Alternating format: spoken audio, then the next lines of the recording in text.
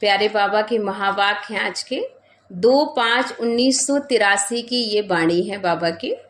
Title है दोषी माया नहीं है ना। बाबा कहते हैं ना बच्चे, जो माया को हम कहते हैं कि माया का दोष है, माया ने हमारा नुकसान किया है, लेकिन दोष हमारे में है क्योंकि हम माया को जो है कहीं ना कहीं ऐसे कर्म करके अपने आप को खुद ही उसके दोषी बना लेते हैं। तो माया दोषी नहीं है।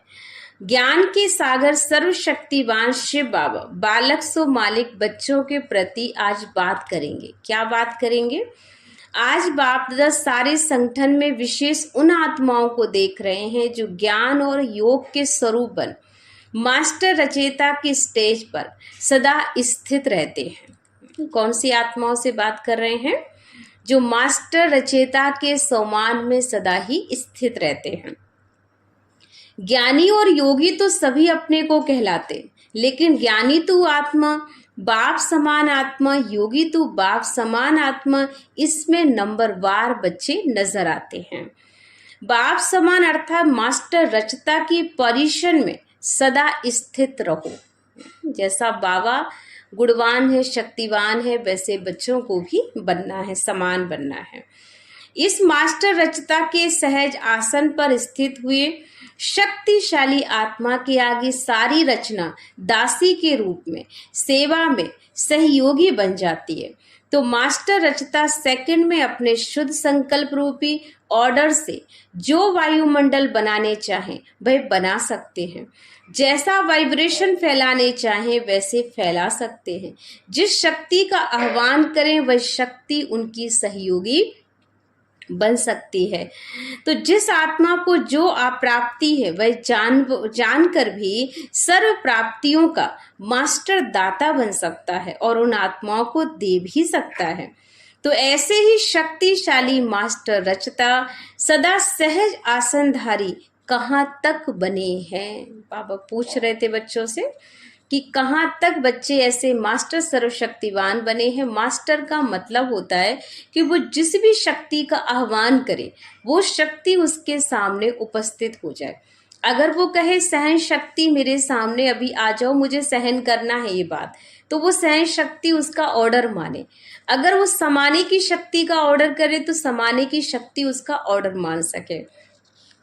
तो ऐसे सर्व शक्तियां आपको ऑर्डर माने, तभी आप सर्व प्राप्तियों से भरपूर अनुभव कर सकते हैं।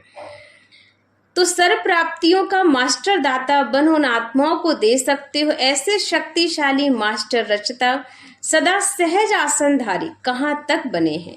ये खेल देख रहे थे। क्या देखा? नंबरवार तो सब है ही, लेकिन ऐसे भी मास्टर रचता कहलाने वाले देखे जो अपनी रचना संकल्प शक्ति के व्यर्थ संकल्प से घबरा जाते हैं। कई ऐसे बच्चे देखे बाबा ने, जो बच्चे कहीं ना कहीं अपनी ही किसी कमी कमजोरी से खुद ही परेशान हो जाते हैं।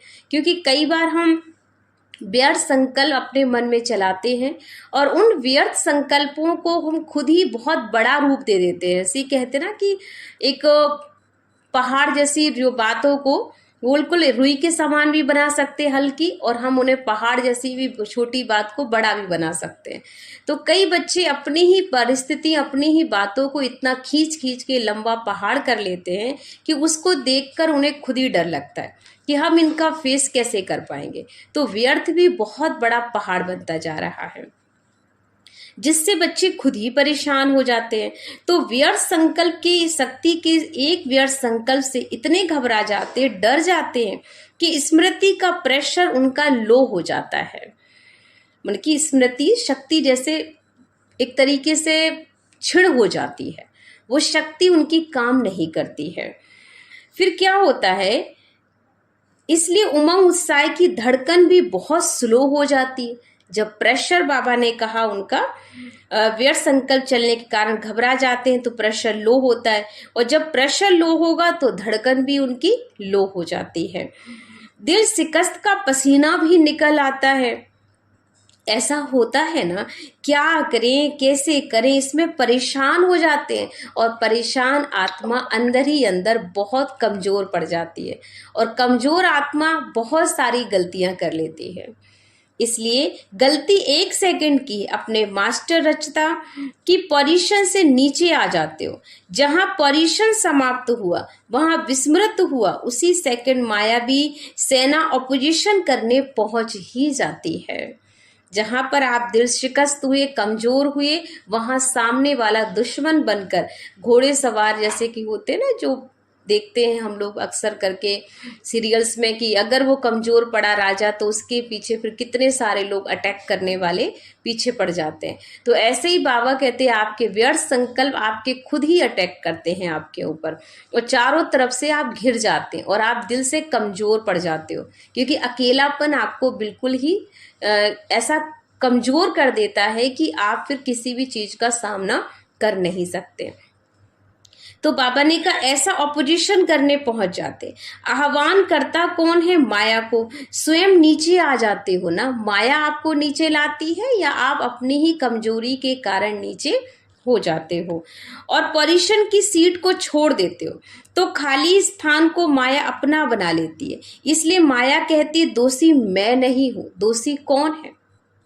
बाबा कहता है अपने आप को ध्यान रखना कि दोषी मैं नहीं हूं, दोषी कौन है? लेकिन आह्वान करते हो तो मैं पहुंच जाती हूँ। समझा? अच्छा, आज तो मिलने का दिन है, फिर सुनाएंगे कि ये क्या क्या करते हैं। तो आज बाबा ने खास जो डायरेक्शन दिया है हमें, वो इसी बात का दिया है कि स्वयं को मास्टर सर्वशक्तिवान के सम्मान में लाइए।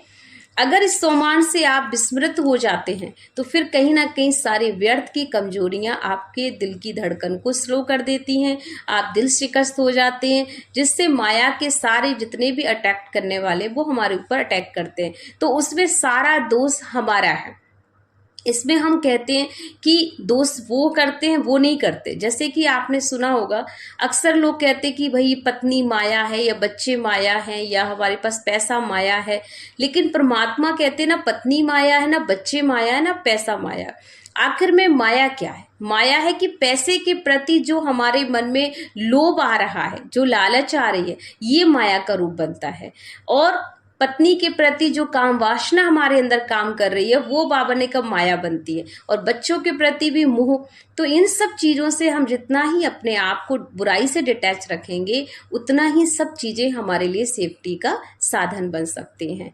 तो अटेंशन कहाँ देना है? खुद पर, ना कि माया पर, क्योंकि माया बुरा नहीं कर रही है, बुरा हम अपने ही कर्म से अपना खुद करते हैं। तो अच्छा करने के लिए भी हमें क्या ध्यान रखना है कि मैं मास्टर सर्वशक्तिवान आत्मा हूं और स्वयं मालिक बन के रहना है, तो आपके ऊपर कोई भी कमजोरी आप पर अटैक नहीं कर पाएगी। ऐसे ही बाबा ने कुछ कुमारियों से मुलाकात करते हुए चर्चा की, और कुमारियों से बात करते बाबा ने कहा कि कुमारियों ने अपना फैसला कर लिया है, क्योंकि कुमारी जीवन ही फैसले का समय होता है। फैसले के समय पर बाप के पास पहुंच गई हैं, कितनी भाग्यवान हो। अगर थोड़ा भी आगे जीवन चल जाती ना तो पिंजरे की मैना बन जाती। तो क्या बनना है? पिंजरे की मैना या स्वतंत्र पंछी बनना है? कुमारी तो स्वतंत्र पंछी है, कुमारियों को नौकरी करने की भी क्या आवश्यकता है? क्या बाप बैलेंस करता है? बैंक बैलेंस करना है? लौकिक बाप के पास रहेंगी तो 2 रोटी मिल जाएंगी, अलौकिक के पास रहेंगी तो वो कोई कमी नहीं रखेगा। फिर नौकरी क्यों करना? क्या सेंटर पर रहने में डर लगता है? अगर कहते हैं ममता है तो भी दुख की लहर आ सकती है। वैसे भी कुमारी घर में नहीं रहती, इसी नशे में रहो, हम हैं ही बाप के तख्त नशीन। सतयुग का राज तख्त है, इस तख्त के आगे कुछ भी हमारे को और नहीं चाहिए। सदा ताज और तिलकधारी बनो, इस स्मृति में रहो। अगर कोई को बैठने के लिए बढ़िया आसन मिल जाए तो छोड़ेगा कैसे? बनना है तो श्रेष्ठ ही बनना है ना। हाँ तो हाँ, मरना है ना तो धक से मरो, यही मरना मीठा है। अगर लक्ष्य पक्का है तो कोई भी हिला नहीं सकता। लक्ष्य कच्चा है तो कई बहाने, कई बातें आएंगी जो रुकावट में डालेंगे। इसलिए दृढ़ संकल्प करो कि मुझे किसी भी हालत में, किसी भी परिस्थिति से घबराना नहीं है और भगवान का हाथ हमेशा पकड़ के रखना है। तो ईश्वर भी 1000 भुजाओं से हमारी को सेफ्टी का जो है एक कवच पहनाता है, जिस सेफ्टी की कवच में हम हमेशा सेफ रह सकते हैं। तो इसके लिए परमात्मा को अपने दिल से हमें स्वीकार करना है। दूसरा, बाबा ने अधर कुमारों से ग्रुप से मुलाकात की, उनको भी कुछ खास डायरेक्शन दिए जो सार में समझेंगे। सभी प्रकार की मेहनत से बाबा ने सब कुछ छुड़ा दिया है। अदर कुमारों को भक्ति की मेहनत से भी छूट गए हो, गृहस्थी की जीवन की मेहनत से भी छूट गए हो, गृहस्थी जीवन में ट्रस्टी बन गए हो तो मेहनत खत्म हो गई और भक्ति का फल भी मिल गया है।